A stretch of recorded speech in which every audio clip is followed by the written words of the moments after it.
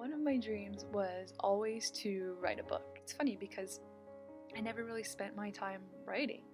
I always verbalized that I love writing, and I always would think that my dream job would be to be a writer, but I never wrote. Finally, it occurred to me that if I wanted to be a writer, I had to write something.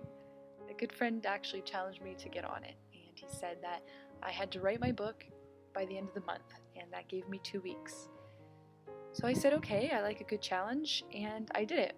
I wrote the book in 2 weeks. I felt like I accomplished something, but then I got caught up with the next phase of creating the book. The more I started looking into publishing companies or self-publishing, the more I learned and the more I realized I didn't know. I was told that I needed to get a professional editor, I needed to think about things like formatting and book covers and page numbers and all these minor details. I got caught up in all these publishing rules, and what really happened is I was caught up in not getting the book out there. It just kept taking longer than I wanted it to.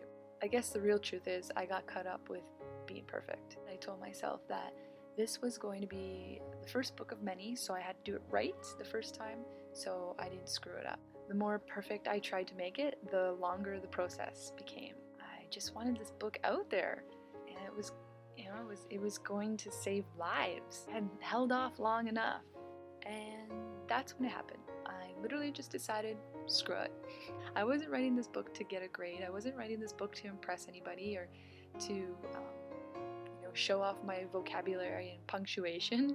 In fact, I purposely used basic language so anybody could pick up the book and read it and understand it. I really could care less about grammar, punctuation, run-on sentences, and so on and so forth. A common theme in the book was about being mindful. Why not practice mindfulness while reading the book?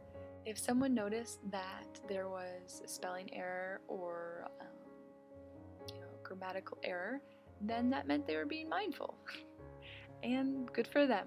Perhaps that was part of the book that they needed to reread or that it needed to catch their attention. I had to let go of this need for perfection because it was really holding me back. We try to do things right, we try to do things perfect, we try not to screw them up. And why? I mean, most times when we screw up, that's when we learn the most lessons. At least we're going out there and doing something rather than sitting back and wanting to do it and never getting anything done. Perfection is the lowest standard. It's impossible to be perfect. I decided that wasn't a place I wanted to be living in, and I had ideas and inspiration that people needed to read, and even if just one person picked up that book and learned something and helped them grow in some way, then it was totally worth the imperfection. It has always been my dream to write a book, and I finally did. If you like this video, check out the book at www.discoveryoubook.com. You could check out what the book is about and have an opportunity to download it for free. So thanks for watching, safe travels, and much love.